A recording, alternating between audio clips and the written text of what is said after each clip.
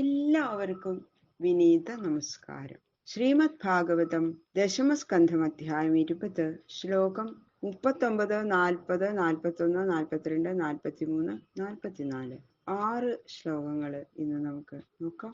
ശരത്കാല വർണ്ണന തുടരുന്നു. കൃഷ്ണായ വാസുദേവായ ഹരയേ പരമാത്മനെ പ്രണതക്ലേശനാശായ ഗോവിന്ദായ നമോ നമഃ. ഓം നമോ ഭഗവതേ വാസുദേവായ.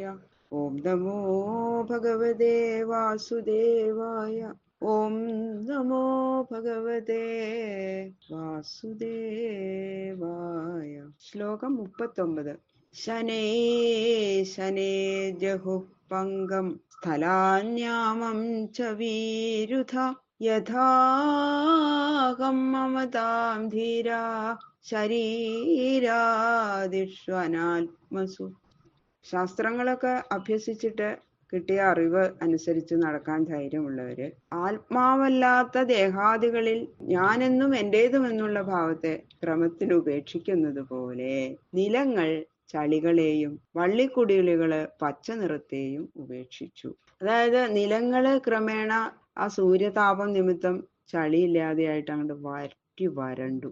വല്ലികളിലെ ഇലകള് അപക്വാവസ്ഥ ഉപേക്ഷിച്ച് പക്വമായിട്ട് ഭവിച്ചു എന്നാ പറയണത്. അതിന്റെ അർത്ഥം എന്താ? ഇലകള് ക്രമേണ പച്ചനിറമൊക്കെ പോയി പഴുത്തു തുടങ്ങിയെന്ന് അർത്ഥം. അപ്പൊ അഹന്ത മമത എന്നീ ഭാവങ്ങള് അധീരന്മാർക്കേ ഉണ്ടാവുള്ളൂ. ഈ ദോഷങ്ങളെ വിദ്വാൻമാര് വിവേകികള് കളയണം, അല്ലെങ്കിൽ രാഗദ്വേഷാദി വൃത്തികള് നശിക്കില്ല എന്ന് സാരം. നിശ്ചലാംബുരഭൂത്തൂഷ്ണീം സമുദ്ര ശരദാഗമേ ആത്മന്യുപരത്തെ സമ്യക് മുനിർവ്യുപരതാഗമ. വർഷകാലത്തില് സമുദ്രത്തിൽ ഇങ്ങനെ തിരമാല അത്ര ഉച്ചത്തിലടിക്കുമ്പോ അതിഭയങ്കര ഒരു ശബ്ദമാണ് അല്ലെ. ശരക്കാലം വന്നപ്പോ വെള്ളം അധികം ഒന്നും ഇളക്കില്ലാതെ ഇരുന്നുകൊണ്ട് അധികം വെള്ളമില്ല, അപ്പൊ കുറച്ച് നിശബ്ദമായി. തിരമാലകൾക്ക് ശബ്ദമൊന്നുമില്ല. ഏതുപോലെ എന്നാൽ ചിത്തശാന്തി വന്നപ്പോൾ അധ്യയനഘോഷമില്ലാതെ ഇരിക്കുന്ന മുനി എന്ന പോലെ. ഈ ശബ്ദദോഷം ഇല്ലാതെ ഇരിക്കണമെങ്കിൽ മനസ്സ് ശമിക്കണം, മനസ്സ് അടങ്ങണം. ആ വിഷയാസക്തി തീരെ ഇല്ലാത്തവരായി ഭവിച്ചാലേ ചിത്തശുദ്ധി ഉണ്ടാവുള്ളൂ. അങ്ങനെ ചിത്തശാന്തിയോടെ ഇരിക്കേണ്ടത് മുനിയുടെ ധർമ്മമാണ് എന്ന് താല്പര്യം. കേദാരേഭ്യസ്തു അപോഗൃഹൻ കർഷകാദൃഢസേതുഭി യഥാ പ്രാണേ സ്രവൽ ജ്ഞാനം തന്നിരോധേന യോഗിന. കൃഷിക്കാര് കണ്ടങ്ങളിൽ കൂടിയൊക്കെ ഒഴുകിപ്പോണ വെള്ളത്തെ ശരക്കാലം വന്നപ്പോ അണ കെട്ടി നിർത്തിയിട്ട് ഒഴുക്കില്ലാണ്ടാക്കി. അങ്ങനെ ജലത്തെ ആ കണ്ടങ്ങളിൽ തന്നെ നിർത്തി. അല്ലെങ്കിൽ സസ്യങ്ങളൊക്കെ വെള്ളമില്ലാതെ ഉണങ്ങി പോവില്ലേ. ഏതുപോലെ എന്നാൽ യോഗികൾ ഇന്ദ്രിയങ്ങളെ എല്ലാം വിഷയങ്ങളിൽ നിന്ന് പ്രത്യാഹരിച്ച് ആത്മാവിൽ തന്നെ നിർത്തുന്നത് പോലെ. അതായത് ഇന്ദ്രിയങ്ങളെ അടക്കിക്കൊണ്ട് വിവേകത്തെ എപ്പോഴും രക്ഷിക്കേണ്ടതാണ് എന്ന് എന്റെ സാരം. ശരദർക്കാം ശുജാൻസ്താവാൻ ഭൂതാനാമുടുപോഹരൽ ദേഹാഭിമാനജം ബോധോ മുകുന്ദോ വ്രജയോഷിതാം. ശരൽക്കാലത്തില് മേഘമറിവില്ലാത്ത സൂര്യകിരണങ്ങൾ തട്ടിയത് കൊണ്ടുള്ള ആ ജീവജാലങ്ങളുടെയൊക്കെ സന്താപത്തെ ചന്ദ്രൻ തൻ്റെ ആ തണുത്ത സുധാമയ കിരണങ്ങൾ കൊണ്ട് ശമിപ്പിച്ചു. അപ്പൊ നല്ല നിലാവുണ്ടാവും അല്ലെ. ചന്ദ്രന്റെ കിരണങ്ങൾ ഏൽക്കുമ്പോൾ നല്ല സുഖം. ശരചന്ദ്രകാന്തി ഏറ്റപ്പോൾ പ്രാണികൾക്കുള്ള ഉഷ്ണമൊക്കെ മുഴുവൻ അങ്ങോട്ട് ശമിച്ചു. ഏതുപോലെ എന്നാൽ അജ്ഞാനാവസ്ഥയിൽ ദേഹം തന്നെ ആത്മാവെന്ന വിചാരം നിമിത്തം ആധ്യാത്മികാദി താപത്രയത്താൽ സന്തപ്തനായിരുന്നവന്റെ മനോദുഃഖത്തെ യഥാർത്ഥമായ ആത്മജ്ഞാനം നശിപ്പിച്ചതുപോലെയും ഗോപസ്ത്രീകൾക്ക് ശ്രീകൃഷ്ണ വിരഹം നിമിത്തമുണ്ടായ സന്താപത്തെ ശ്രീകൃഷ്ണൻ അവരുടെ മുമ്പിൽ പ്രത്യക്ഷനായിട്ട് അപഹരിച്ചതുപോലെയും സംസാരതാപം നശിക്കാനായി ജ്ഞാനത്തിൽ ശ്രദ്ധയുള്ളവനായിരിക്കണം എന്ന് സാരം. ഖം അശോഭത നിർമേഘം ശരത് വിമലതാരകം സത്വയുക്തം യഥാ ചിത്തം ശബ്ദബ്രഹ്മാർത്ഥദർശനം. ശരത്കാലത്തില് മേഘത്തിന്റെ മറവൊന്നുമില്ലാതെ തെളിഞ്ഞിരിക്കുന്ന നക്ഷത്രങ്ങളോടുകൂടിയ ആകാശം. ആകാശമൊക്കെ അപ്പൊ അങ്ങനെ നല്ലോണം തെളിഞ്ഞു കാണാം. നക്ഷത്രങ്ങളും നല്ലത് തെളിഞ്ഞു കാണാം. മേഘങ്ങളുണ്ടെങ്കിൽ നക്ഷത്രങ്ങളെ അത്ര കാണില്ലല്ലോ.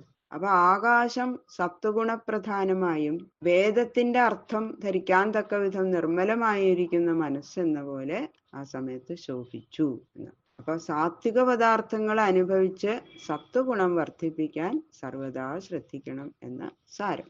അഖണ്ഡമണ്ഡലോ വ്യോമിനി രരാജോടുഗണൈശശി യഥായതുപതി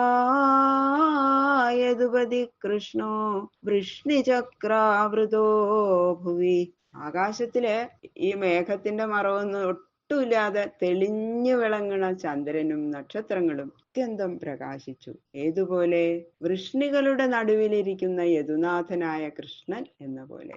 അതായത് ശ്രീകൃഷ്ണനെ ധ്യാനിക്കുന്ന ആള് സുധർമ്മ എന്ന സഭയിൽ ആ വൃഷ്ണികളുടെ നടുവിൽ അതിശോഭയോടെ പ്രകാശിക്കുന്ന ആ ശ്രീകൃഷ്ണ രൂപത്തെയാണ് ധ്യാനിക്കേണ്ടത് എന്നാണ് ഇതിന്റെ സാരം.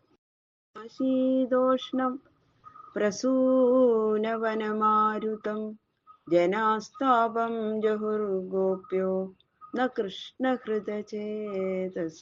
സന്ധ്യയില് നല്ല തണുപ്പും അധികല്ല, ചൂടും അധികല്ല, അങ്ങനത്തെയുള്ള നല്ല സുന്ദരമായ കാറ്റ് ആ പൂന്തോട്ടത്തിൽ നിന്ന് ഇങ്ങനെ വീശുമ്പോ സാധാരണ ജനങ്ങൾക്ക് ആ പകൽ സമയത്തുണ്ടായിരുന്ന ഉഷ്ണം, ആ ഉഷ്ണത്തിന്റെ ദുഃഖമൊക്കെ അങ്ങോട്ട് മാറി അവര് സുഖമായിട്ട് ഇങ്ങനെ ഇരിക്കുക. എന്തൊരു സുഖമുള്ള കാറ്റ്. എന്നാൽ ശ്രീകൃഷ്ണനാൽ അപഹരിക്കപ്പെട്ട മാനസത്തോടു കൂടിയ ഗോപസ്ത്രീകൾക്കാകട്ടെ ആ സുഗന്ധമുള്ള കാറ്റേൽക്കുമ്പോ അവർക്ക് സുഖമല്ല ഉണ്ടാവണതെന്ന്, ശാന്തിയല്ല അവർക്ക് ഉണ്ടായത്. അയ്യോ, എന്തായാലും കണ്ണൻ കൂടെ ഇല്ലാത്ത എന്തും അവർക്ക് ദുഃഖാണ്. അപ്പൊ ശ്രീകൃഷ്ണ വിരഹജന്യമായ താപം അധികമായതല്ലാതെ അവർക്ക് ശാന്തി ഉണ്ടായില്ല എന്ന്. ജനാ താപം ജഹുർഗോപ്യോ ന കൃഷ്ണഹൃദചേതസ. ആ താപത്തെ ഗോപ്യ ന ജഹു ഉപേക്ഷിച്ചില്ല എന്ന്. ജനങ്ങള് താപം ഉപേക്ഷിച്ചു, പക്ഷെ ഗോപികള് അവർക്ക് ആ ദുഃഖം തന്നെയായിരുന്നു. ശ്രീകൃഷ്ണന്റെ വിരഹം കൊണ്ട് എത്ര സുഗന്ധമുള്ള കാറ്റേൽക്കുമ്പോഴോ അയ്യോ കണ്ണൻ കൂടെ ഇല്ലല്ലോ എന്നാണ് അവർക്ക് തോന്നുന്നത്. ബാക്കിയുള്ള ശ്ലോകങ്ങള് നാളെ നോക്കാം. സർവത്ര ഗോവിന്ദനാമ സങ്കീർത്തനം. ഗോവിന്ദ ഗോവിന്ദ ഗോവിന്ദ ഗോവിന്ദ.